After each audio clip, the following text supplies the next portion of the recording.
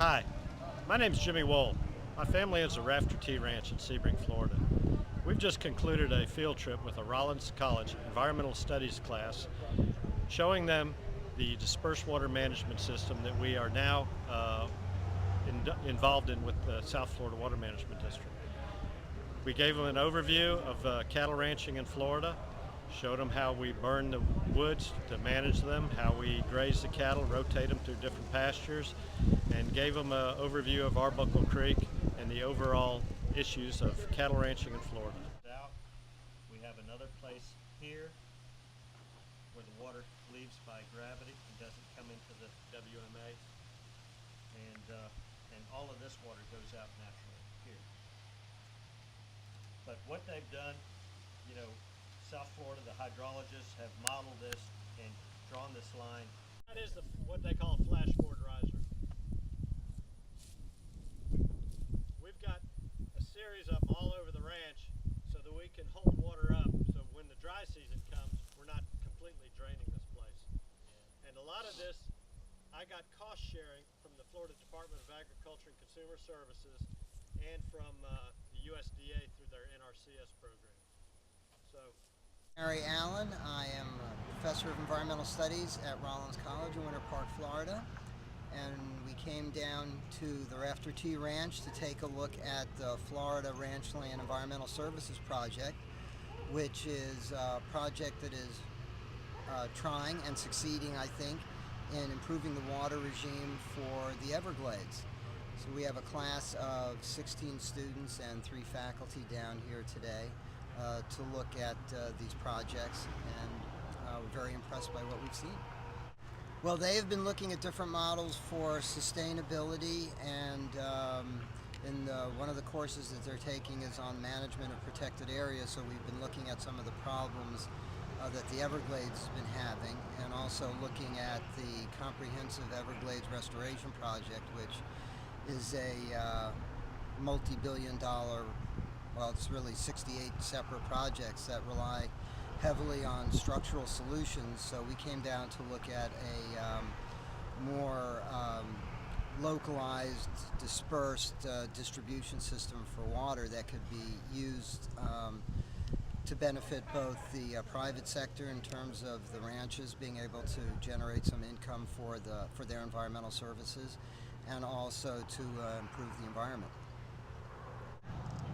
Well, I have been down here before, so probably my aha moment occurred earlier, but what was interesting for me to see, I think, is how private property owners can work with a number of different agencies, both at the state level and the federal level, in a cooperative way that provides environmental benefits while also providing economic incentives for the property owners. Oh yeah, I mean, it's a tremendous learning opportunity for us, and I think it improves students' understanding of what the circumstances are for private property owners who are trying to do the right thing but are constrained by their need to run a viable business. This is a program that enables them to really be compensated for the environmental services that they are providing, and also add another income stream for their businesses.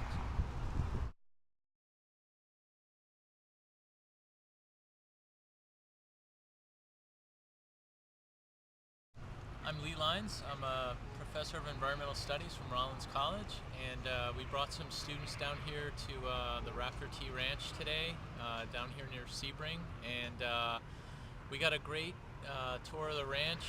Got a chance to see all the various projects going on as relating to water conservation and water storage as part of the restoration of the Everglades. And I think most importantly, it was great for the students just to get out and see a working ranch and actually get out and see that there's a great deal of habitat diversity on a ranch, and we actually got to see some burning going on as well, which doesn't go on really too many other areas in Florida these days. So yeah, we had a great experience today. But just getting out into the landscape, and I think for me, I I know that there's a lot of habitat diversity on ranches in Florida, but I don't, not having been out to a ranch for a while, I sort of forget that, and when I come back out today, I see as we're driving around, there's all different stages of fire recovery, and it's great to get out and see it, especially on a beautiful day like today. It's nice. Yeah, I think it's great because, for students to actually have a chance to go out and see a working ranch, for most of these kids, many of them have never even been to a working farm, and they really don't have any sense of where their food comes from. And I think being able to see some of the kind of projects that go on, I think it helps to, it's not only very valuable educationally, but I think it could give better understanding of the role that ranching can play in protecting the environment, providing ecological services and things like that.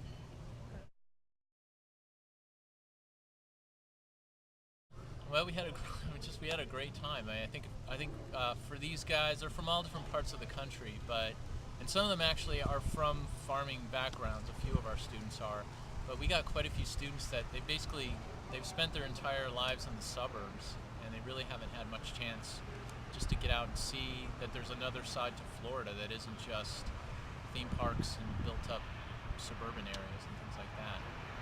You can tell them about it, but to take them down and have them actually see it, that's like it takes it to a whole other level.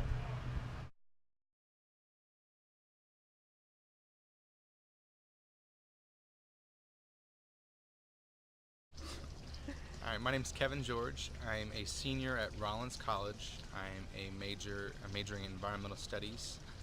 So today our class went down to Sebring, Florida. We toured the Rafter Tea Ranch, learned about land management practices, some of the beneficial environmental services that the government provides the ranchers there to keep their pastures and ranches as Mother Nature would intend, to let some of the natural processes just take over. At Rafter Tea Ranch, we learned about how they previously would pump water from different zones, but instead they kind of just backed up, let Mother Nature take its place, and it's actually proved to be beneficial for the soil, the plants, for the cattle that they've been raising, as well as it's good for the environment. It's economically feasible. It's providing incentives rather than kind of putting in regulations preventing them from doing things. They're being incentivized to not do things. When you're reading something in a book, you have this own picture in your head, and you just kind of construct something your own opinion. But when you actually see it, you see the hands-on work, how labor-intensive some things could be,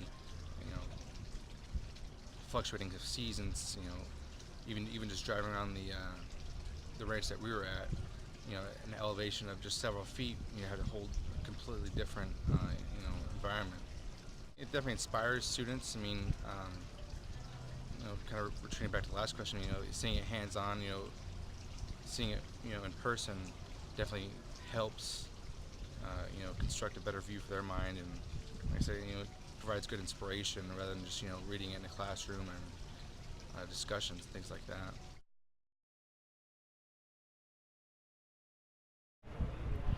Well, after hosting the environmental studies group from Rollins College, it gives you a rewarding feeling to know that we're telling our story about the ranching community here in Florida.